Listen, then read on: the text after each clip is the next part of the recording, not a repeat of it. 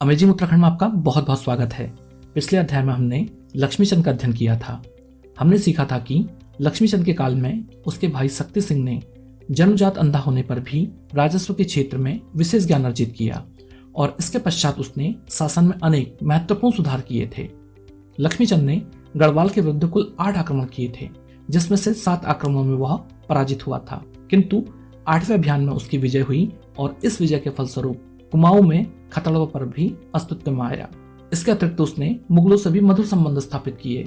सन 1621 में लक्ष्मीचंद की मृत्यु हो गई और उसकी मृत्यु के पश्चात दिलीप चंद अल्मोड़ा की गद्दी पर बैठा। आज हम दिलीप चंद तथा उसके बाद के शासकों के विषय में अध्ययन करेंगे। दोस्तों, दिलीप चंद का शासनकाल पंत तथा उप्रेतियों के षड्यंत्रों का काल रहा।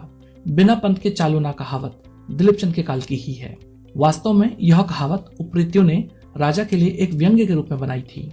उप्रेतियों का कहना था कि राजा दिलीप चंद का काम पंतों के बिना नहीं चलता है, अर्थात राजा उप्रेतियों की तुलना में पंतों को अधिक प्राथमिकता देता है और उनके अनुसार ही कार्य करता है। दोस्तों, गंगोली के पुराने मणकोटी वंश के समय से ही पंतों एवं उप्रेतियों के मध्य बहुत मतभेद था। जब यह क्षेत्र चंदों के अधीन आ गया तो यह अधिकारी चंद प्रशासन में उच्च पदों पर आसीन किए गए। उनका यह मतभेद दिलीप चंद के समय और अधिक गहरा हो गया। मणकोटी शासनकाल में पंत लोग उप्रेतियों के प्रमुख पद प्राप्त करने में सफल हो गए थे।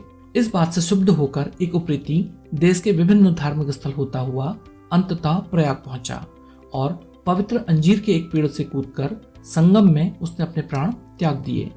मरने से पूर्व उसने ईश्वर से प्रार्थना की कि उसे अगले जन्म में कुमाऊं का राजा बना दे, ताकि वह इन पंतों से प्रतिशोध ले सके।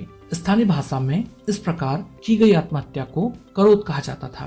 कहा जाता है कि वह मरने वाला उप्रेती ही राजा दिलीप चंद के रूप में उत्पन्न हुआ था। पंतों के प्रति उसकी शत्रुता तब लोगों के सामने आई जब राजा दिलीप चंद ने एक निर्दोष व्यक्ति जैतराम पंत को मृत्युदंड दे दिया था। उसके शव का अंतिम संस्कार राजा के महल के निकट ही किया गया था। उसकी चिता का धुआं राजा के महल में घुस गया, जिससे राजा की मृत्यु हो गई थी। एटकिंसन इस कहानी के संबंध में लिखते हैं कि उप्रेती के करोत तथा पुनर्जन्म की कहानी उन्हें एक ऐसे पंत ने सुनाई थी जिसके पूर्वज सदैव षड्यंत्रों के लिए जाने जाते रहे हैं और आगे भी जाने जाते रहेंगे। वास्तव में उनके षड्यंत्रों की इसी आदत के कारण ही राजा दिलीप चंद को हस्तक्षेप करना पड़ा था। राजा ने सबसे पहले अपने पिता के समय के एक प्रसिद्ध मंत्री वासुदेव पंत को पदमुक्त किया और उसने साथ ही यह भी घोषणा की कि यदि उप्रेती हो या पंत लूटपाट करते हुए पकड़ा जाएगा तो उसे कठोर दंड दिया जाएगा। एक बार जब उसने जैतराम पंत को उप्रेतियों के एक गांव को लूटते हुए रंगे हाथों पकड़ा, तब राजा ने उस पंत को मृत्युदंड दिया। इसलिए जैतराम पंत कोई निर्दोष व्यक्ति न था। पंतों ने अपनी खींच निकालने के लिए दिलीप चंद को मरे हुए उप्रेती का अवतार कहा। खैर, दिलीप चंद का काल अल्प रहा और सन 1624 में क्षय रोग से उसकी मृत्यु हो गई थी। सन 1624 में दिलीप चंद के बाद विजय चंद अल्प आयु में गद्दी पर बैठा। दिलीप चंद के काल से ही शासन की सभी शक्तियां सुखराम खड़कू, विनायक भट्ट और पीरू गोसाई नामक अधिकारियों के हाथों में आ गई थी। दोस्तों, यह ध्यान देने योग्य तथ्य है कि पीरू गोसाई ने उत्तर की सूबेदारी के दौरान एक गढ़ का निर्माण किया था जो पिथौरागढ़ कहलाया। पिथौरागढ़ के नाम के विषय में हम अलग से विस्तृत चर्चा करेंगे। विजय चंद के काल में इन अधिकारियों के कारण चंद दरबार षड्यंत्रों का केंद्र बन गया था। उन्होंने शासन की समस्त शक्तियों पर अधिकार बनाए रखने के लिए राजा विजय चंद को विलासी जीवन में व्यस्त कर दिया था। इन अधिकारियों की सत्ता के प्रति लालसा इतनी अधिक बढ़ गई थी कि अपने मार का रोड़ा मानकर इन्होंने चंद परिवार के कई सदस्यों तथा सगे संबंधियों की हत्या करना आरम्भ कर दिया था। जब एक कुंवर नीला गोसाई ने इनका विरोध किया तो उन्होंने उस कुंवर की आंखें भी निकाल दी थी। जब इस प्रकार राजकुंवर मारे जाने लगे तो अपने प्राणों की रक्षा के लिए कुंवर नारायण चंद ने डोटी में तथा कुंवर त्रिमल चंद ने गढ़वाल राज्य में भागकर शरण ली। इन अधिकारियों का अहम इतना अधिक बढ़ गया था कि जब एक बार राजा विजय चंद ने मल्ला महल का प्रवेश द्वार बनवाया तो यह बात भी उन्हें सहन न हुई। उन्हें भय था कि कहीं राजा विजय चंद कभी किसी रोज शासन की सभी शक्तियां अपने हाथों में न ले ले। अतः उन्होंने किसी और रतुला को गद्दी पर बैठाकर कठपुतली राजा बनाने के लिए राजा विजय चंद की हत्या की भी योजना बनाई। राजा को मारने के लिए उन्होंने सुखराम खड़कू की परिचित एक राजचेली अर्थात महल में कार्यरत सेविका तथा रसोई के दारोगा को अपनी ओर मिला लिया। योजना यह थी कि राजा के खाना खाने के बाद जब वह राजचेली ऊंची आवाज में ततरिया अर्थात पानी गर्म करने वाले को पुकारेगी ताकि वह राजा के हाथ धोने के लिए पानी ला सके, ठीक इसी समय ततरिया के स्थान पर सुखराम खड़कू आएगा और राजा की हत्या कर देगा। सभी कार्य योजना के अनुसार हुए और राजा की हत्या कर दी गई।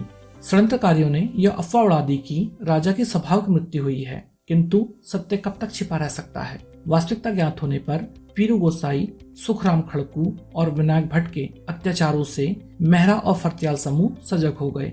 उन्होंने गद्दी पर राज परिवार के किसी व्यक्ति को बैठाने का निर्णय किया।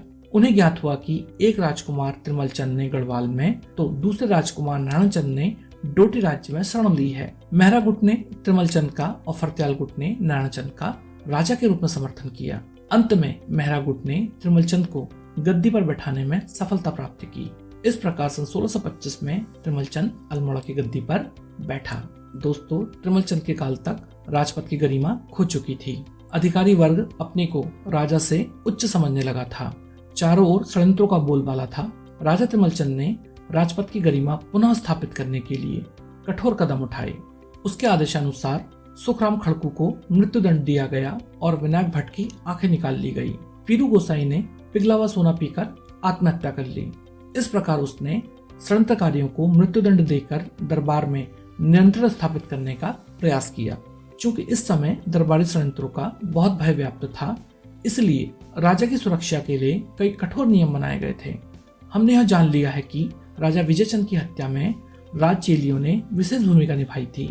अतः राजमहल में भावी षड्यंत्रों को रोकने तथा राजा की सुरक्षा के लिए कई उपाय किए गए। राजभक्त स्वर्गीय नीलू कठायत के वंशज कर्ण कठायत को रसोई का दारोगा बनाया गया। उसके बाद यह पद उसके परिवार के सदस्यों लाल सिंह, गुजा सिंह, राम सिंह तथा अमर सिंह को सौंपा गया।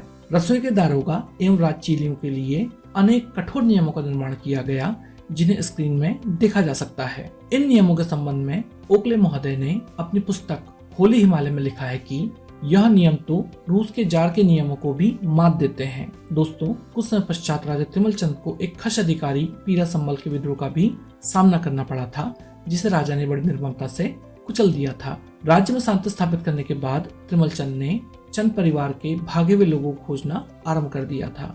उसे ज्ञात हुआ कि एक चंद राजकुमार बाज या बाजा का पालन पोषण एक पुरोहित धर्माकर तिवाड़ी की पत्नी के द्वारा किया जा रहा है। राजा उस महिला के पास पहुंचा और वह उस राजकुमार को अपने महल ले आया।